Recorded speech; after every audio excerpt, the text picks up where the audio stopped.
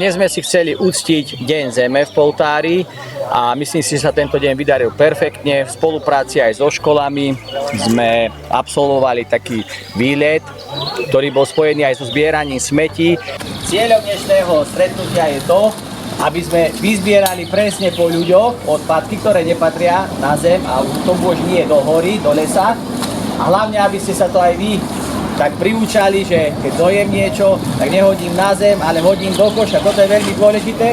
A keď na budúce budete vidieť aj vy nejakého dospelého človeka, ktorý hodí papiery na zem, tak mu môžete pripomenúť, presne po takých gaunerov ste posledne zbierali papieriky a papieriky patria kde? Tak, správne.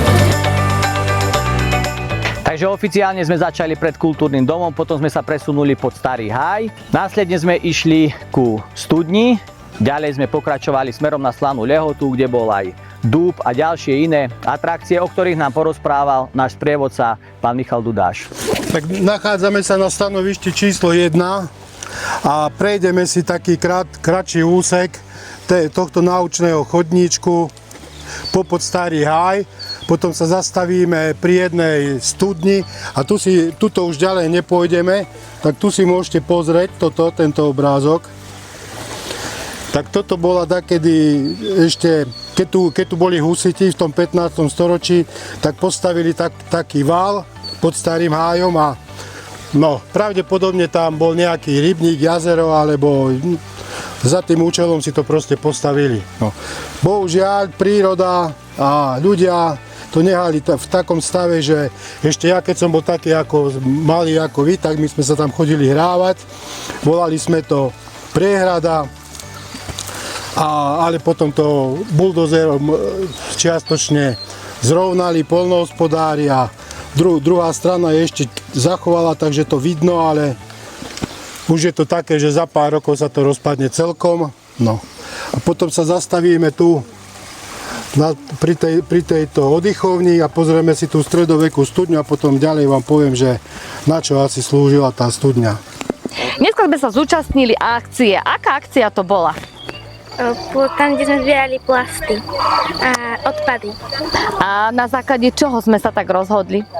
Aby sme pomohli prírode. Čiže dneska, alebo teda 22. apríla bol aký deň? Svetový deň Zeme. Svetový deň Zeme. Vtedy sa čo robí?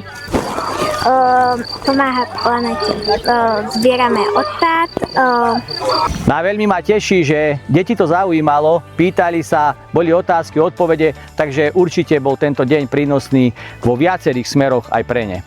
A povedz nám, že páčilo sa ti spolu s pánom primátorom a spolu so spolužiakmi na tejto akcii? Áno, páčilo. A povedz nám aj prečo? Tak spolu sme zbierali odpadky a tak bude aj čistejšia príroda. Asi málo kto by vedel, Čo je? takto na pozretie, že na čo slúžili tieto studne. V okolí Poltára je ich viacej, ja viem konkrétne o 4. A boli to dakedy tzv. Tie váhadlové studne. A príroda, lesy neboli vždycky v stredoveku tak, ako je to teraz.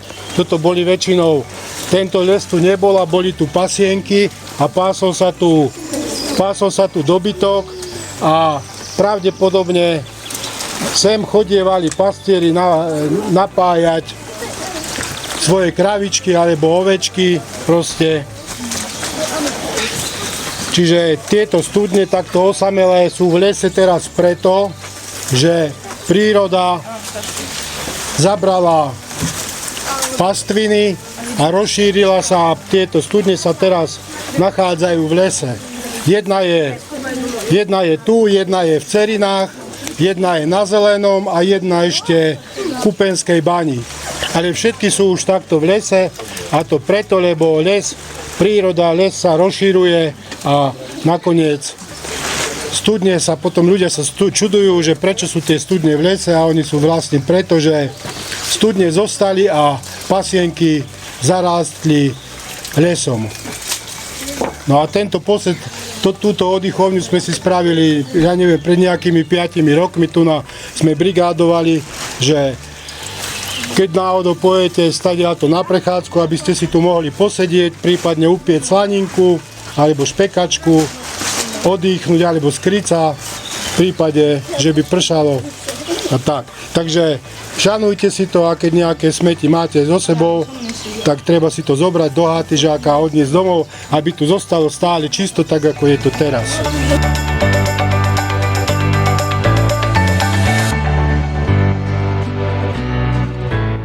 No, bola to veľmi pekná, zbierali sme smeti a prišli sme sem do Slanej Lehoty.